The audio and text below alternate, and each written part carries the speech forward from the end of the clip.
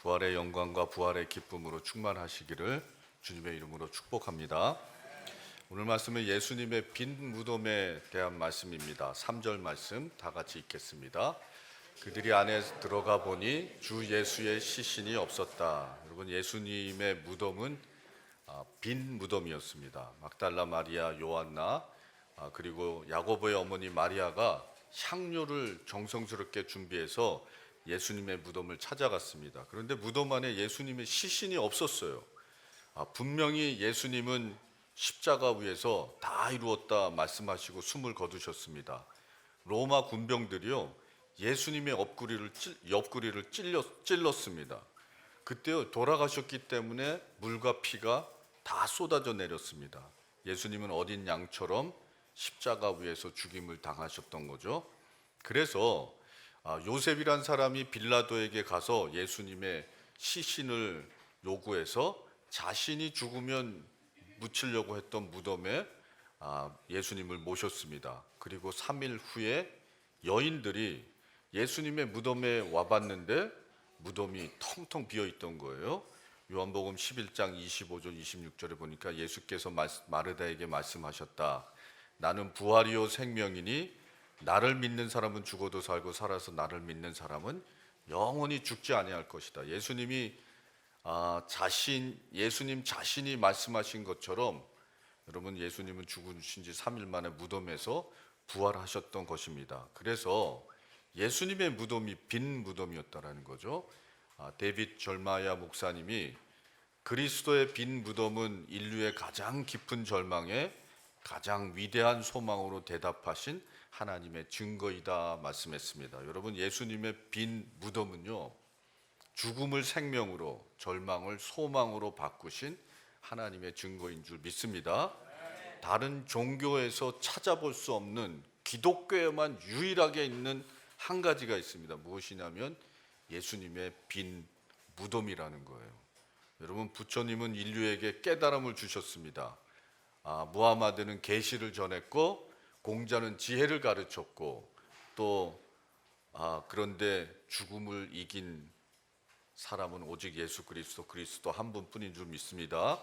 여러분, 예수님은 길이요 진리요 생명이라고 했습니다. 길을 가르쳐 주시는 분이 아니라 예수님이 길이셨고요, 진리를 알려주시는 분이 아니라 예수님이 진리셨습니다. 또 생명을 보여주시는 분이 아니라 생명 그 자체가 예수님이셨다라는 거죠. 여러분, 예수님은 그리스도요, 죽음에서 부활하신 살아계신 하나님의 아들인 줄 믿습니다. 예수님의 빈 무덤에서 두 천사가 여인들에게 말했습니다. 5절서부터 7절 말씀 한번 다 같이 읽어볼까요? 여자들은 두려워서 얼굴을 아래로 숙이고 있는데 그 남자들이 그들에게 말하였다. 어찌하여 너희들은 살아계신 분을 죽은 사람들 가운데서 찾고 있느냐? 그분은 여기에 계시지 않고 살아나셨다. 갈릴리에 계실 때 너희들에게 하신 말씀을 기억해 보아라. 인자는 반드시 죄인의 손에 넘어가고 십자가에 처형되고 사흘째 되는 날에 살아나야 된다고 하셨다. 여러분, 예수님의 빈 무덤에서 천사들의 그 전하는 부활의 메시지가 울려 퍼졌습니다. 세 가지죠. 첫 번째, 부활의 새 역사가 시작되었다. 두 번째, 새 생명의 승리가 시작되었다. 세 번째, 복음의 시대가 시작되었다. 첫 번째 5절입니다. 여자들은 두려워서 얼굴을 아래로 숙이고 있는데 그 남자들이 그들에게 말하였다. 어찌하여 너희들은 살아계신 분을 죽은 사람들 가운데서 찾고 있느냐? 천사들이 말했습니다. 여러분, 부활의 새 역사가 시작되었는데 너희는 왜 과거에 묶여서 그렇게 과거에 묶여서 자유하지 못하고 살고 있느냐라는 뜻이죠. 여러분, 부활은 신화가 아니라는 거예요. 전설도 아닙니다. 여러분, 예수님의 부활은요, 역사적 사건이며 인류 역사의 새로운 전환점을 만드신 하나님의 새 창조 사건이었다라는 거예요. 한 주일학교 선생님이 학생들에게 플라스틱 달걀을 다 나눠주면서 숙제를 주었습니다. 다음 주에 올 때는 예수님을 상징하는 물건을 이 달걀에 담아가지고 오세요. 수지는 예수님의 생명을 상징하는 작은 꽃잎을 담아왔습니다. 좌니는 예수님의 십자가를 상징하는 작은 못옷을 담아왔어요. 못을 담아왔어요. 애니는 생명의 빵이 되신 예수님을 상징하는 작은 빵 조각을 담아왔습니다. 마지막으로 요나단 차례입니다. 요나단은요, 다운 증후증이 있는 학생이었어요. 선생님이 그가 가지고 온 플라스틱 달걀을 열어봤어요. 그런데 아무것도 들어있지 않았습니다. 학생들이 모두 웃었습니다.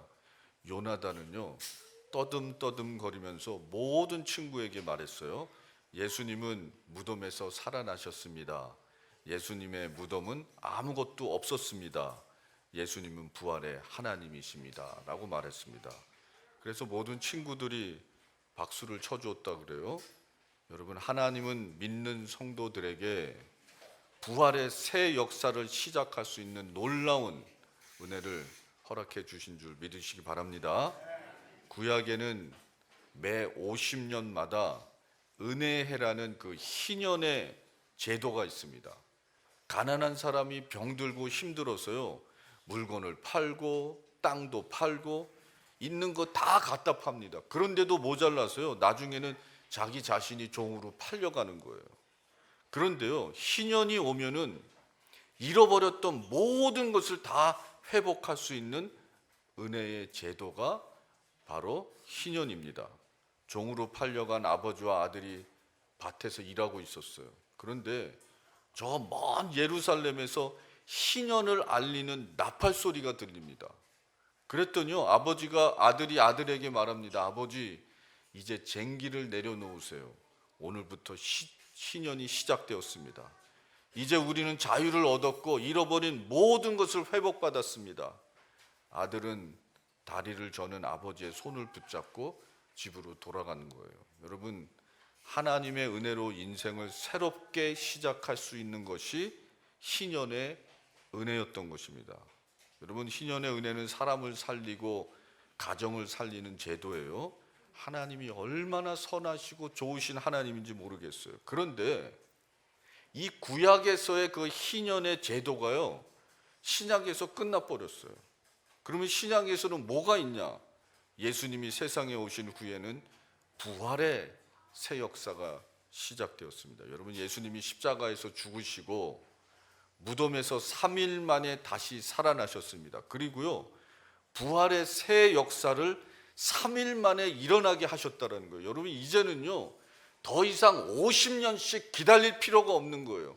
3일이면요, 예수 그리스도의 그 십자가의 죽음의 부활을 통해서 우리 삶 속에 죄 때문에, 우리 삶 속에 그 부족함 때문에 팔았던 것들, 잃어버렸던 것들, 예수 그리스도의 부활과 함께 다 회복받는 줄 여러분 믿으시기 바랍니다. 여러분, 예수님이 죽음으로 3일 만에 부활하셨다면 여러분, 우리가 3일 만에 못할 일이 뭐가 있겠냐라는 거예요. 여러분, 포기하지 마십시오. 여러분, 하나님의 부활의 새 역사는요, 3일 만에 우리에게 새롭게, 여러분 믿는 사람 모두에게 무한한 은혜로 가능성으로 활짝 허락해 주셨다라는 것입니다. 여러분, 깨어진 가정이 있습니까? 부활의 주님께서 꿈꾸던 행복한 가정의 모습으로 여러분 넉넉하게 회복해 주실 줄 믿습니다. 심각한 질병이 있는 사람은요, 부활하신 예수님께서 치유해 주실 거예요. 끝날 것 같은 재정 문제, 여러분 예수 그리스도께 갖고 나오십시오. 부활하신 예수님께서 여러분 새로운 길을 열어주시고 잃었던 것 여러분 갑절로 여러분 갖게 될 줄 믿습니다. 요한복음 11장을 보면 예수님이 나사로를 무덤에서 살리는 기적의 이야기가 나옵니다. 예수님이 나사로의 무덤에 앞으로 가셨어요. 그리고 무덤 앞에 막고 있는 돌을요, 그 돌을 옮기라고 말씀하셨어요.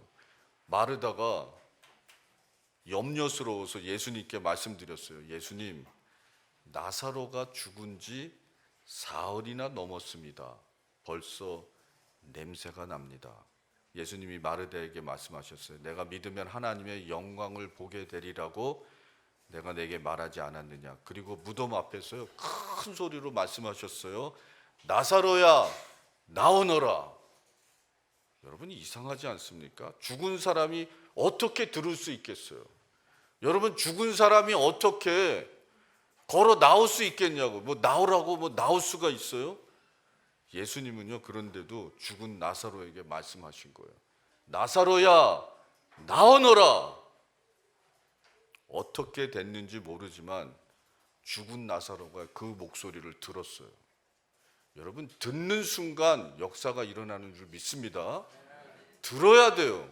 그래서 듣는 귀가 있는 자는 들을지어다. 여러분, 어떻게 가능한 줄 모르겠지만요, 죽은 나사로가 걸어 나왔다고요. 걸어 나왔어요. 여러분, 이것이 부활의 회복의 새 역사의 시작인 줄 믿습니다. 여러분, 부활의 새 역사는요, 불가능한 일에 도전할 때 일어나는 거예요. 아, 난 듣지 못했어. 나는 가지 못해. 나는 죽은 사람이야. 안 일어나요. 기적의 역사는 기적 같은 일을 시도할 때 일어나는 줄 믿습니다. 불가능한 일은요, 불가능한 일에 순종할 때만 일어나는 거예요. 요한복음 14장 12절 말씀 다 같이요. 내가 진정으로 너희에게 말한다. 나를 믿는 사람은 내가 하는 일을 그도 할 것이요 그보다 더 큰 일을 할 것이다. 그것은 내가 아버지께로 가기 때문이다. 여러분, 부활의 믿음으로 포기하지 않고 안주하지 않고 부활의 새 역사를 만들어가는 믿음의 성도들 되시기를 주님의 이름으로 축원합니다. 두 번째 6절 말씀입니다. 그분은 여기에 계시지 않고 살아나셨다. 갈릴리에 계실 때 너희들에게 하신 말씀을 기억해 보라. 두 번째 천사들이 빈 무덤에서 말한 거는요, 예수님은 더 이상 여기 계시지 않다라는 거예요. 살아나셨다라는 것입니다. 여러분, 예수님은 죽음을 이기시고 살아나셨습니다. 아멘이시죠? 죄로 인해 세상에 들어온 모든 악을요, 물리치셨어요. 그리고 승리하셨다라는 거예요. 그래서 예수님의 빈 무덤은 새 생명의 승리가 시작된 곳이라는 거예요. 천사들이 계속해서 여인들에게 말해줬습니다. 갈릴리에 계실 때 너희들에게 하신 말씀을 기억해 보아라. 이젠 믿음으로 너희들이 선택해야 될다라는 것입니다. 예수님이 부활하셔서 빈 무덤입니다. 없어요. 그 빈 무덤 앞에서 뭐 할 거냐라는 거예요. 죽음을 선택할 것인가, 부활을 선택할 것인가. 이제 우리가 믿음으로 선택해야 된다는 거죠. 패배를 선택할 것이냐, 승리를 선택할 것이냐, 궁핍을 선택할 것이냐, 풍부함을 선택할 것이냐, 미움을 선택할 것이냐, 아니면 사랑을 선택할 것인가. 여러분, 예수님은 2000년 전에 부활을 통해서 완전한 승리를 우리를 위하여 이미 다 이루어 놓으신 줄 믿습니다. 우리의 인생은 우리의 믿음의 선택에 달려 있는 거예요. 이런 말이 있습니다. Today you are living the tomorrow you will worry about yesterday. 오늘 우리는 어제 걱정했던 내일을 살고 있는 것입니다. 여러분, 걱정하지 마십시오. 의심도 하지 마세요. 예수 그리스도의 부활을 믿으십시오. 하나님을 신뢰하고 불가능을 시도해 보십시오. 지금 가는 길이 조금 어려울 수 있어도 여러분, 도착하는 길은 아름답고 우리가 가는 목적지는 여러분 영광스럽고 여러분, 우리가 하나님과 동행하는 길은 기쁘고 소망이 가득 찰 줄 믿습니다. 이사야 16장 11절 말씀 다 같이요. 주님께서 몸소 생명의 길을 나에게 보여주시니, 다 같이요. 주님께서 몸소 생명의 길을 나에게 보여주시니 주님을 모시고 사는 남의 기쁨이 넘칩니다. 주님께서 내 오른쪽에 계시니 이 큰 즐거움이 영원토록 이어질 것입니다. 여러분, 하나님을 선택하는 사람은 그 믿음으로 결코 실망이 없을 것입니다. 하나님께서 우리의 믿음의 여정을 기쁨과 평안과 행복으로 충만하게 인도해 주실 것을 여러분 주님의 이름으로 축복합니다. 마지막으로 7절 말씀, 인자는 반드시 죄인의 손에 넘어가고 십자가에 처형되고 사흘째 되는 날에 살아나야 한다고 하셨다. 천사들이 여인들에게 빈 무덤에서 다시 한번 상기시켜준 이야기는 예수님의 십자가와 부활이었다라는 거예요. 여러분, 예수님이 우리를 사랑하셔서 베풀어 주신 복음의 은혜가 바로 그것입니다. 여러분, 우리가 부활절 예배를 드리면서 우리가 기억해야 할 것은 복음의 은혜라는 거예요. 여러분, 복음은 아직도 여러분 믿기를 선택하고 예수 그리스도 앞에 나오는 모든 사람들을 구원하고 계시는 줄 믿습니다. 그 선교주에서 그 티니지 거기에서도 구원의 역사가 일어났고, 또 우리 중국 선교사님 또 요번에 가서 구원의 역사가 일어났고, 여러분 우리 교회에서도 구원의 역사가 계속해서 일어나고, 저희 장인어른이 저희 가족들 중에 장인어른만 안 믿었어요. 서목사 믿고 싶은데 마음대로 안 되네. 믿어야지. 어저께 카톡이 오셨어요. 부활절 주일날 예배 가서 예수 그리스도의 부활의 메시지를 들었더니 너무나도 은혜로웠다고. 여러분, 하나님은 지금도 복음을 통해 한 영혼 한 영혼 구원하고 계시는 줄 믿습니다. 권사님이 보내주신 이야기입니다. 프랑스의 93세 할아버지가 코로나 감염으로 트루스토리예요. 병원에 치료받았습니다. 24시간 응급치료하면서요, 산소 공급을 받았는데 그 후에 완전히 회복되었어요. 그런데 할아버지가 치료비 50만 프랑크를 받고 눈물을 흘리셨다고 그래요. 의사가 걱정돼서 당황하고, 치료비가 너무 많으신가요? 금액을 보고 갚을 수 없어서 그러신가요? 그랬더니 그 할아버지가 말씀하셨대. 금액을 보고 눈물 흘리는 거 아닙니다. 저는 얼마든지 치료비 낼 수 있습니다. 그런데 저는 93년 동안 하나님께 산소 공급을 받았습니다. 그런데 하나님께 한 푼도 지불하지 않았습니다. 지금까지 하나님께 받은 하나님의 은혜가 너무나도 감사해서 눈물을 흘리는 것입니다. 에베소서 2장 8절에 여러분은 믿음을 통하여 은혜로 구원을 얻었습니다. 이것은 여러분에게서 난 것이 아니요 하나님의 선물입니다. 여러분, 우리는 값도 없이 대가도 치르지 않고 오직 예수 그리스도의 십자가의 은혜와 또 부활하신 놀라운 새 역사의 여러분 권능으로 하나님의 자녀가 되고 영생의 여러분 보장을 받게 된 줄 믿습니다. 여러분, 이제서부터 우리가 살아야 될 사명은요, 복음을 위한 것 한 가지뿐이라는 거예요.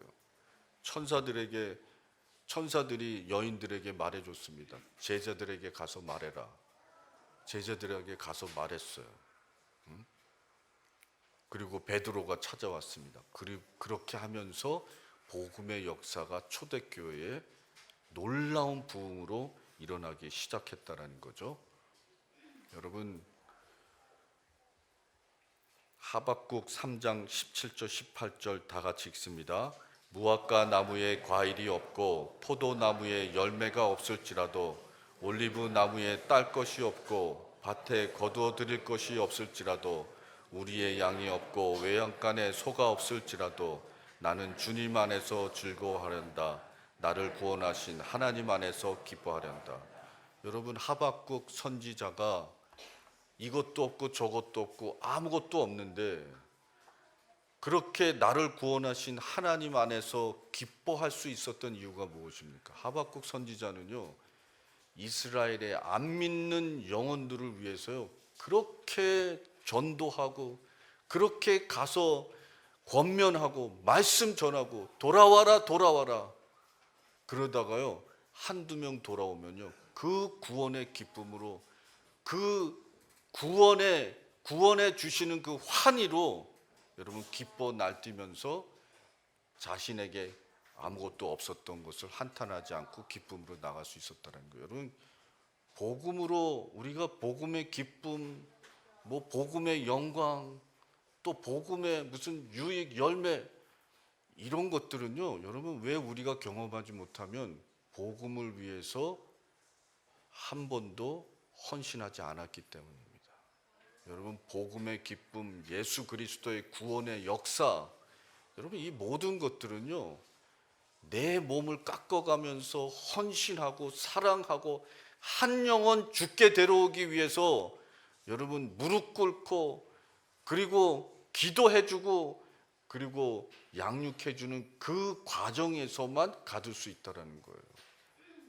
여러분 우리가 부활절 날 놀라운 하나님의 은혜 속에서 우리가 기도하고 간구해야 될 것은 복음에 참여인 줄 믿습니다.